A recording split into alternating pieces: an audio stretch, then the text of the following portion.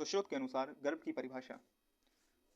शुक्र शोणितम गर्भाशय स्थम आत्म प्रकृति विकार सम्मूर्छितम गर्भ इति उच्यते।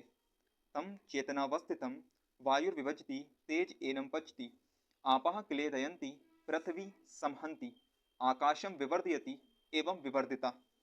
सा यदा हस्तपाद जीवा ग्रहण कर्ण नितंब आदि भृंगय रूपैत स्तदा शरीरम इति संज्ञाम लभते।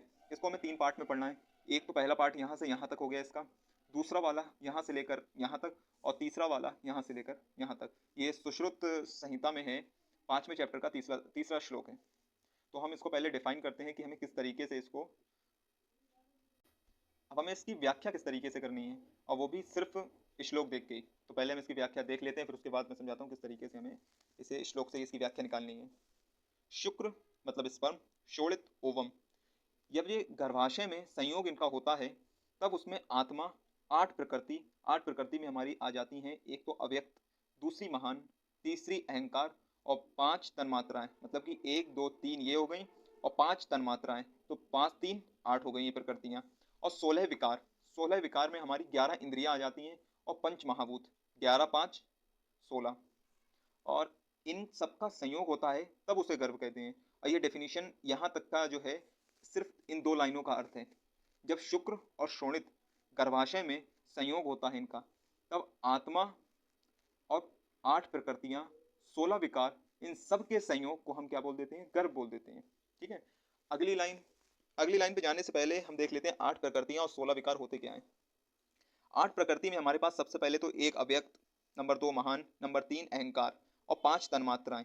तन्मात्राओं में क्या होता है कि शब्द, स्पर्श, रूप, रस, गंध, ये 5 तन्मात्राएं होती हैं। इन्हें याद करने का छोटा सा तरीका ये है कि मैंने किसी को कोई शब्द बोला, सामने वाले को हर्ट हो गया, मतलब कि उसे स्पर्श कर गए मेरे शब्द। जैसे ही मैंने शब्द बोले उसे मेरे शब्द स्पर्श कर गए और उसने मेरे रूप, रस और गंध के बारे में पहचान लिया कि मैं किस टाइप का इंसान हूँ।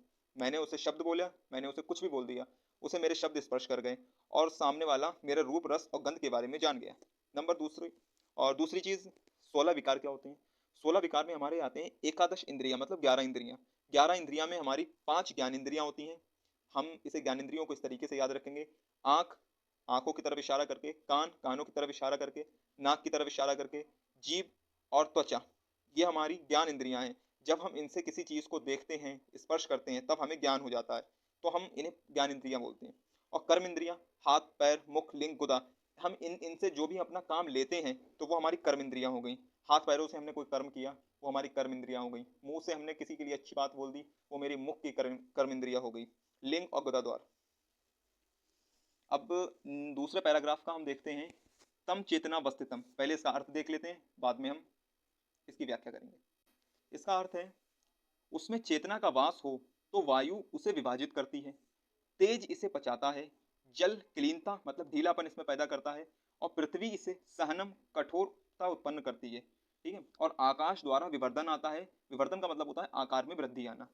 इस प्रकार 5 महाभूतों द्वारा गर्भ पर कार होने से जब हाथ, पैर, जिवा, नाक, कर्ण, नितंब आदि अंग प्रत्यंग, अंग का मतलब होता है बॉडी के पार्ट्स और प्रत्यंग का मतलब होता है ऑर्गन। बॉडी के पार्ट हो गए हाथ, पैर, और अंग प्रत्यंग मतलब बॉडी के ऑर्गन, हमारा हार्ट, किडनी, लीवर, ये सब हमारे प्रत्यंग होते हैं।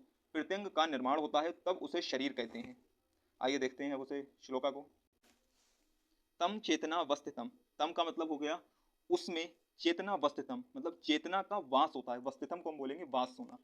उसमें चेतना का वास होता है, और मतलब उसमें चेतना का वास होता है, फिर उसे वायु विभाजित करती है। तम चेतना वस्थितम, उसमें चेतना का वास हो तो उसे वायु विभाजित कर देती है। तेज एनम पचती, तेज उसको पचा देता है। आपाह किले दयंती, आपाह बोलते हैं जल को, आपाह किले दयंती, जल उसे क्लीनता प्रदान करता है। क्लीनता मतलब ढीलापन प्रदान करता है। पृथ्वी समहंती, पृथ्वी उसे सहनन प्रदान करती है, कठोरता प्रदान करती है। आकाशम विवर्धयति एवं विवर्धिता, आकाश उसे विवर्धन प्रदान करता है। मतलब विवर्धन का मतलब होता है आकार में वृद्धि, जो गर्भ के आकार में वृद्धि होती है वो उसे आकाश देता है।